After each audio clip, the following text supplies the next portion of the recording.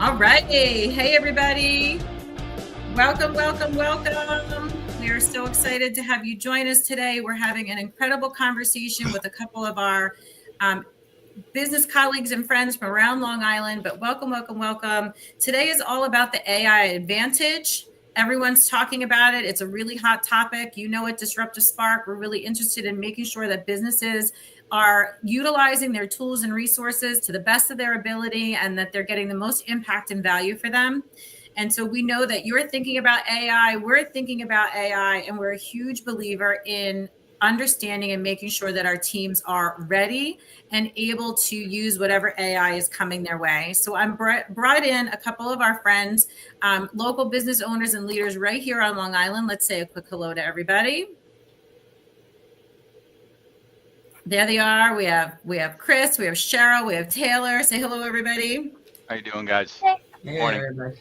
So I had the opportunity to spend a little bit of time with each one of these leaders, and I learned so much about just different ways to use AI, how they're using AI, a couple of tips and tricks, things I didn't even know about that would protect me, protect my business, protect my client.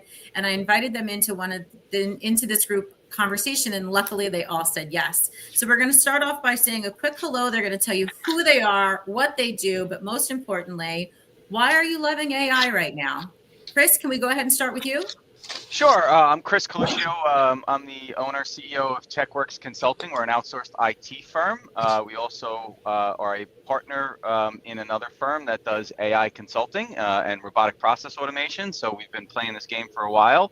And I guess I'm excited about AI because I have to be. Like, that's what my clients need. So that's how I get excited. I have to be able to, my clients and my businesses are looking to use this product. And when I know a technology is not going away, I make it a point to be excited about it, to get, to know that I want to make sure it gets used right, that it gets used acceptable for businesses. So that's how I get excited about it, is that I know it's coming, we need it, and I want to make sure that we're a part of it and that our clients use it correctly. I love it. That's an excellent mindset hack.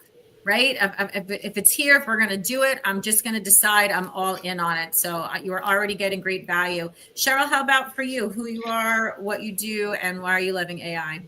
Well, I'm Cheryl Fajardo, the Greater New Hyde Park Chamber of Commerce president, and I love AI. It's been helping us with everything that I do, and it's just a wonderful resource for me and for our staff and for our members, actually, to get information from me or from our staff to put out to everybody. It's been a wonderful tool to use. So it sounds like it's been a total business resource partner, kind of game changer, right? Oh my God, it's such a resource changer. I mean, this research and the sources I can get, the stuff I pull up for my grants are just enormous. And it's awesome. Time saving. My God, so much time saving.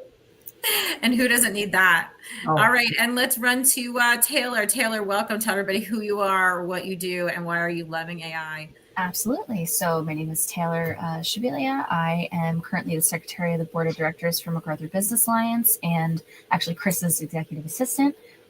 So the reason I love AI is because when you wear multiple hats, efficiency is a thing that needs to, you need to be efficient. Sometimes that's a little hard. And AI has been a major tool. I mean, you can literally do things like ask it in a few words based on our interactions. Why would you say I'm a proponent of AI? And it gives you punchy one-liners like I'm a proponent of AI because it's not just a tool, it's a partner for efficiency, creativity, and growth, which is 100% accurate, but probably better than I would have thought of on the spot. So did you just do that on the fly? I swear to God. Yeah, I just did that. All right, I'm girl crushing on that. I love it. AI is so incredible. I'm with you. I'm with you. Yeah. So I, as Susan Gaddy, is your host. I'm also a business advisor, and I work with a lot of clients in different capacities to help them drive revenue. And I often work by myself. So I have a very spread out team. We're not always together. And I don't think like everyone. And so a lot of times people have a hard time understanding me. My AI business partner always gets me. And they help me translate me.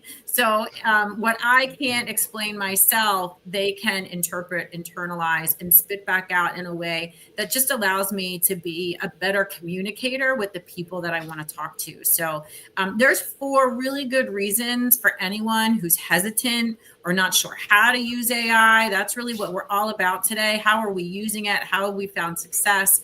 What are the things that maybe got in our way that we needed to solve for? And just to get you excited about AI as well and making it a part of your business. Because as Chris said so beautifully, it's not going away. This is not a fad. This is here. So I had a chance to interview each of my guests prior to the show. And I thought Chris was the best person to answer like the elephant in the room question, right? So AI is somewhat of a risk, right? There are things that we need to be prepared for, that we need to be aware of. There are, things that can happen inadvertently by accident because we're uneducated at this point. And so I really want to bring in Chris because he's been doing this, I think, the longest of all of us. And he's seen a lot of the mistakes that we've made so far with AI. And he's going to take a couple of a minute or two here to just tell us a little bit about how he's helping his clients and in his own business as well to, take some of the risk out of this new tool and resource. Chris, why don't you take it away for us? Sure. So I think, one of the things that we had a conversation about and I wanted everybody to understand was the difference between this kind of open model and closed model AI. This model of if you're using the ChatGPTs of the world, some of the other tools like Claude and some of the tools that are out there, even Copilot, to an example, if you use Outlook and the Microsoft tools, that there's 2 versions of these applications. One of them is a tool that you go out as a large language model. It's been educated on all the stuff that goes out on the internet, and most of its new education is stuff that you're putting into it. So understand that if you're putting information into ChatGPT, you're adding to the collective knowledge. Now, that's not bad necessarily, because then when you need that information, you're gathering knowledge from somebody else. But if it's stuff that's unique to your organization or unique to your business, you might be giving a competitive advantage to your competitors, or even worse, you might be putting out information like personal health information or accounting or social security numbers or something like that when you're having it read a document and giving you sentiment. So, and this is an actual use case that happened. A large accounting firm went out very early on and said, hey, we want all of our people to use ChatGPT in order to help out, reading briefs and doing and going out and doing research on our clients. And what they wound up finding is that somebody else came to them and said, we have all of your client data that you uploaded to this large language model, this public model, and that's not good because now they can do research and find out information because it was just sucked into the system. So in order to kind of to quell that, you have to understand that even if you have Copilot, there's 2 versions. There's a web version of Copilot, which is Microsoft's tool, and then there's a pay-for version that keeps your data local to you. So there is a way to fix that. There are models out there. I use a piece of software called Venice, which my searches and the stuff that I search for stay inside my database. But it still goes out and grabs information from those large language models, but I'm not uploading my information. So that's one way. That's the one thing we need to understand, is that you need to have a closed system and open system. The other thing that I would always give people advice is, if inside your business, just try to have an acceptable use policy so that your users know how you expect them to use AI in the business, which one of those things might be, just don't go out and put stuff into these large language models that's our private data or our customers' private data. Oh, gosh, that is incredibly helpful. If I understand correctly, just 2 quick things. One is know the difference between an open and a closed. And do you believe that it's best for companies to have some sort of protected system that they're using, not just some free ChatGPT version? Is that safe to say? Yeah, again, it depends on if you're just doing research. If you're doing some research on it, sure, you can do research. But if you're uploading, you want to scan your own documents in, or if you want to get, if you want to have your own proprietary information in there, you need to have a closed system. You need to be paying for a system that is for your business. Now, some people are building their own servers on their own infrastructure, whether it be cloud or not, and some people are using and buying other pieces of software that are at least telling them that your stuff is going to stay on your database. Okay, so great. So huge distinction for anyone out there. Really get educated on that one topic. It's going to be a huge saver to your company, to your reputation, to your private data. And the other thing Chris mentioned, and I think this is a great thing, you can just go to Ask AI to do it for you. That's a little tip for you, is a common use policy. So write down that word if you haven't written that down. Every company should have this basic common use policy. And just go ahead and ask AI what that is and how you would create one for your company if you need help in doing that. Or, of course, you can reach out to the experts that are here as well. All right, so we're off and running. I want to bring us to another rapid fire idea and handle some of the most common objections and concerns, I think is the best way to say it, about AI. And so I'm going to ask our panel to ask a couple of these. Here's one thing I've heard from a bunch of my clients. I'm sure you've heard this as well, but they're like, Susan, like, what if I get dependent on it? And I'm just curious, as users and advocates for AI, can you get over dependent on it? Is it a concern? How would you answer that? I'll take that one. You want to take that, Cheryl? Yeah, I'll be happy to do it. You know, you can get dependency, but the whole thing is you're not going to get that dependent because you have to be able to read everything that's coming out of there, because it's 99% of the stuff is accurate, and maybe 1% isn't that's coming. So you really have to review everything that you get. I found out that one thing that I wrote, and it came back as not correct. So again, you have to be able to read everything that it writes for you, but you give it the information, it gives you good input and it helps you along. But dependent on it, no, you're not going to get too dependent, but it's going to help you as much as you want it to help you. It's probably more of a hindrance than it is a help. I always say, I said to a friend of mine the one day, she was asking this question. I'm like, I'm dependent on electric, water, sewer systems. Like, I'm dependent on the internet. Like, I'm dependent on a million things to run my life, and I'm perfectly fine with that. And she, kind of agreed. She's like, when you put it in that way, we do rely on things all the time. It's not necessarily a bad thing. Here's another one that I hear a lot. I'm sure you hear this too. We're never going to have another original idea. I'd love if everything is just coming from AI, there's never going to be another original idea. Taylor, you just jumped right at that one. I would love to choose one. Yeah. So, as somebody who previously came from a more creative background and field, I'm a musician first and foremost. This one comes up a lot, especially in that industry.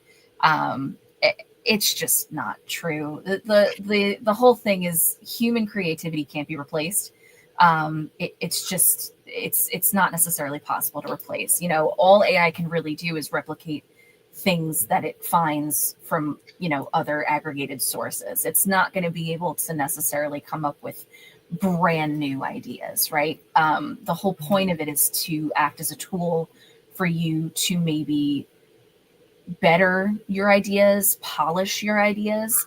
But the ideas are still coming from you, the human being. Spark ideas. I've been sparked to do other things because I read something. That's been, that's generally how things are created anyway, right? Exactly. It's a propeller, honestly. I mean, I've used it to get out of writer's block. I've been like, listen, I have to do this. So usually when you find a technology like this, whether it's YouTube or any kind of technology, what you hope that you see is that it actually raises the bar on creativity. It allows us to have a new level of creativity because the level that you're getting becomes a standard, right? So the ability for us to make our own videos and music and do that kind of stuff, and what we're expecting out of the quality of a movie and the quality of the ideas that we're having actually should be raised total, because AI is going to always do this level of stuff. It's going to take all the things that we did, and now humans can add our next level of creativity to that, right? So that's what we're hoping to see. You get a democratization of creativity. More people have the opportunity to be creativity. More people make YouTube videos now than what we used to have 30 or 40 years ago, when only a few people could do it because the movie studios owned all that content, or the TV shows. So hopefully you see a new level of people that didn't have the opportunity to be creative before because it was too complicated or it was too expensive. Now we're just raising to another level of creativity, and that's what you're hoping to see. Yeah. You know what? I'll give you a perfect example. I am really creative once an idea is kind of out there. But if I'm sitting with a blank piece of paper, I will sit with a blank piece of paper. But now I can just go to AI and just, I use my voice. I don't know if anybody uses voice. Here it is. I just talk to it. I'm too lazy to type. And I say, I'm working on this project and I'm thinking about this thing and I'm looking for some inspiration. Give me some ideas. And the next thing you know, like now I'm not sitting with a blank piece of paper, and that helps me to stay in motion and get moving. So I think that's a perfect example of exactly what you're talking about. We've created a lot of things in the company because of just taking that approach to it. All right, one more rapid fire question. I don't know, I have two here. I'm not sure which one to pick, but I'm going to go with this one because I've heard it, and I think it's valid question to be asking. Is AI teaching people how to steal or use someone else's work for your own benefit? Is it stealing? Well, like yeah, in school, some of it under traditional licensing models and stuff like that would be considered stealing. There's a lot of people taking, content that is written by somebody else, and and that's something that's always happened across the world. If you had a great jazz player, somebody else kind of stole their jazz riff, if it was Elvis, or and then his content came out. So yeah, I mean, is it stealing under the model of I think everything's going to have to change because of the way we look at it. Because again, if I'm a business and I have private information and I just happen to load that private information up into ChatGPT, somebody else is going to have access to that private information. Did they steal it? Well, I kind of put it on the large language model. Maybe they modified it. It is a very, very difficult question to answer whether I would call it stealing. If you're actually using people's names, information, their proprietary stuff, yeah, that's probably stealing.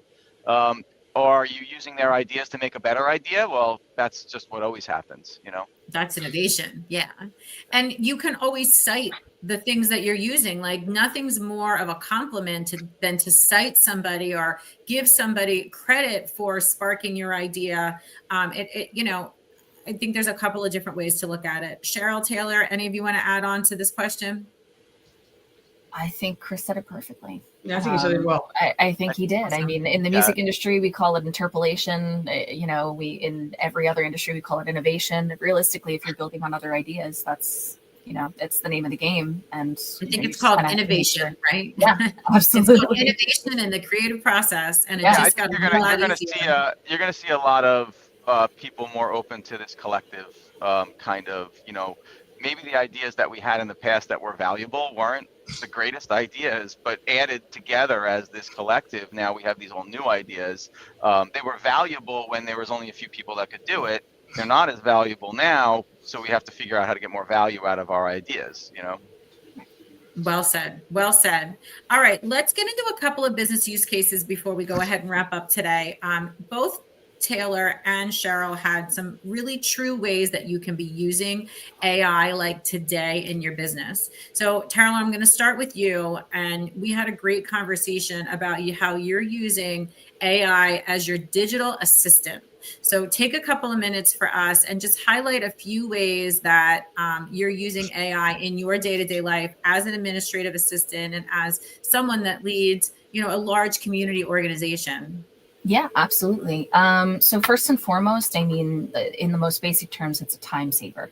Honestly, it's writing an email and instead of reading it 40 times, throwing it into ChatGPT and just saying, hey, can you polish this for me? Can you make this sound more professional? Can you make this sound a little more diplomatic? Can you make this sound less bubbly, because that's my usual tendency, more professional, or can you make I love it shorter? So you're playing around with the tone. Exactly, playing around with the tone. Sometimes I have a tendency to make things longer than they actually need to be. I can run on for days and days and days. Oh yeah, me too. Talk to a wall. So I'll usually ask it to make something shorter for me, more concise, more understandable, make sure I get my point across in an effective way. That's like one of the biggest time savers, especially as an executive assistant, using it to spark my own ideas for an email, using it to help Chris spark some ideas. That's one of the biggest ways that I've used it. It's just such a time saver. Yeah. I think this is maybe a little bit controversial, but I think it is something interesting. You talked about how it was your therapist. Oh yeah. How do you use it for like some personal insight too? So I've done this before. I don't know how proud of this I am. No, I'm just kidding. But realistically, like, you go to therapy, it's a once a week thing. Like, you have a journal, you do your thing, but every so often you kind of just want to talk to somebody or something that like isn't involved in whatever is going through your head. So sometimes over the weekend, for example, I'll be spiraling about something because I do this thing where I kind of just thoughts are constantly spinning in my head, and I'll just thought dump into ChatGPT and be like, what do you think? Because realistically, what it is it's an aggregation of sources from all over the internet. So, journals about, that are written by actual therapists about actual cases that they've dealt with that might be similar to what I'm thinking about in my head, they're out there. So ChatGPT answering me is really just taking a lot of that information and kind of just spitting it back out. And the way that I speak to my ChatGPT, it speaks back to me kind of similarly to the way that I talk. So it's very conversational. It really just helps me sift through my thoughts more efficiently. Again, back to the efficiency. It helps me sift through my thoughts the same way that like a therapist would kind of help you do that. So when you don't have access to your usual weekly go-to, you can maybe, leave out some of the more personal details, but for the most part, you can spit it into ChatGPT and I mean, let's be honest. If you go to a friend, they don't really know either, and they're just going to. And sometimes they have biases and things. And there's biases and things like that. You bring up. I love how you're using that in so many different capacities. Like a lot of times, we'll tell people you're having a hard time figuring out how to get comfortable with something. Use it in your personal life. There's a lot less stress sometimes in being playful and using things in your personal life that will build a safety muscle to put it into your business life. And I want to just share a prompt for everyone that Taylor's using that is a really great way to think about this. I will take things and I will say, act as if you are a marketing manager, act as if you are my therapist, act as if you are the chief information officer, act as if you are. So like, if you really want the point of view of a particular level of person, before, to be able to get that was like ridiculous. Now you can take the same prompt, play around with this. How would a chief marketing officer respond to this question? How would a marketing manager respond to this question? How would a internal hourly associate respond to this question? You can like instantaneously understand all viewpoints like nothing. So I love that you were brave enough to share that that's something that you found, that you discovered that was adding meaning and purpose to your life. So thank you for sharing that with us. Yeah, Cheryl, I'm going to come to you next. One of the first conversations we had was about grant writing. So first of all, if businesses aren't even thinking about grant writing, every business, there's so much grant money out there. It's ridiculous. Cheryl and I partner together all the time to get people that have money to give into the hands of people that are looking for money. And so that's kind of a grant writing process. You can write it a bunch of ways, but most people don't do it because they don't know it exists. And then B, the next hardest part is it's really time consuming and it's extremely challenging to like pull together a package. So I'm going to turn it over to Cheryl. I don't know another person that has gotten more people money, like to the tune of like hundreds of thousands of dollars she's brought into her chamber and other places. So talk to everyone about how this has changed the game for you in grant writing.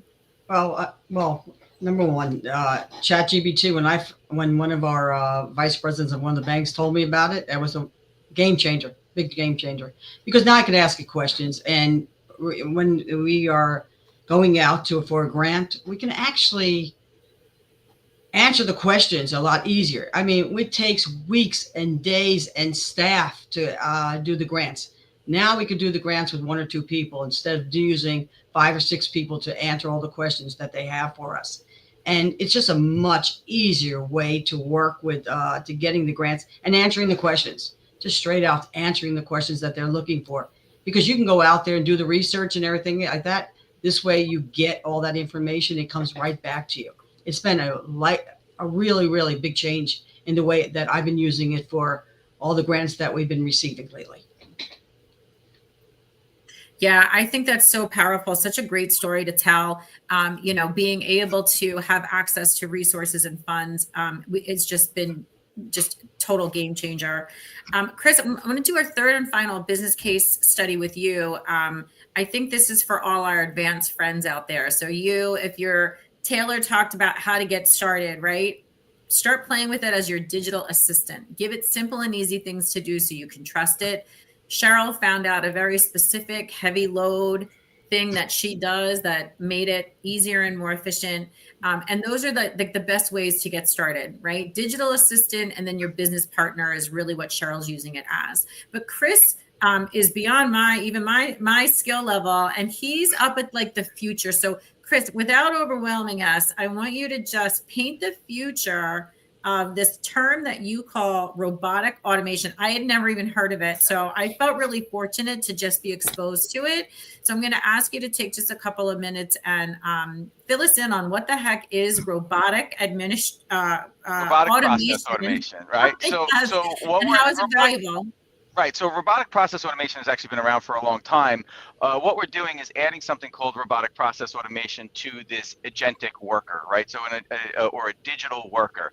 So the concept is that most people are using AI the way we've been discussing with this large language model, going in there, having a digital assistant that can help you do things, be therapists for us, help us get our thoughts together, help us produce better documents, do research for us. We're talking about using it in our business to enhance processes, make processes more efficient, actually do processes that we're paying certain people to do right now. So as an example, we might have a process where we have two websites that we have to log into. Those two websites, we then take the data off of that website. We may download it to a spreadsheet. And then we need to upload it into some other piece of software. Well, we can take this concept of a digital worker. That digital worker can log into both of those websites for us, actually go through the data, make sure the data is right, take that data in, and then make sure the data is correct, and then upload it into our systems for us automatically without ever having anybody have to do that work. Because once we've figured out the process, once we've gone through some of these processes, something we're actually doing right now for a lot of clients is we're going in there and we're teaching them how to use these processes and create agents or digital workers for them that can go in, use AI. AI can make sure the data is correct. It can actually modify the data if we needed to add a couple numbers to it or change to our current codes, and then have that process completed automatically, saving people a lot of time and effort. And I know that scares a lot of people because what they're saying is, well, I'm taking away people's jobs. I'm taking away, the ability for people to do these tasks. What we found in most small, medium-sized businesses is that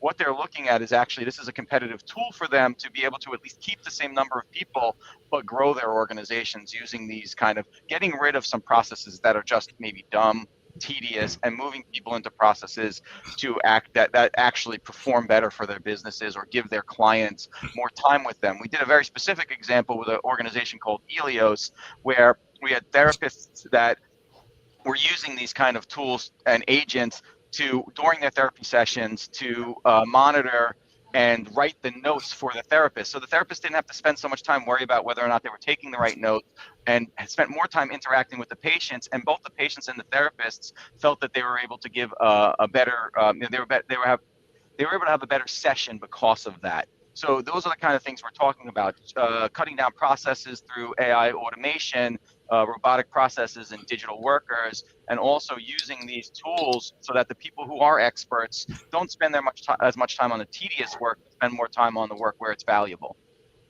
Wow. I don't know. Is anyone else impressed? I'm beyond impressed. I love knowing like what's coming next, where some people already are. That's why it's great to always have those innovators in your network, because they're doing really cool things that are great to get educated on. Listen, we're wrapping up this incredible conversation on AI at Disruptive Spark that, we really are proponents in helping to organizations perform at their peak.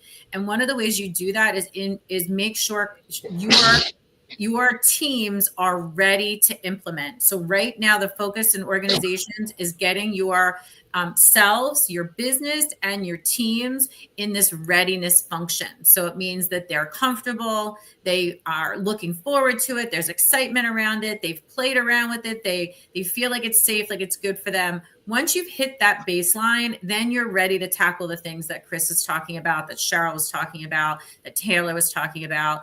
And I don't know if you know this, but there is a really great assessment by one of our partners, Psychometrics, that actually can measure readiness in your organization. So we wanted to put a note out around our business partners. They host all of our metrics that we use within our organization, and they have a great AI readiness tool, which is something you should all be thinking about. How are we measuring that and making sure about that in our organization? So to all of my colleagues on the call today, thank you so much for being here.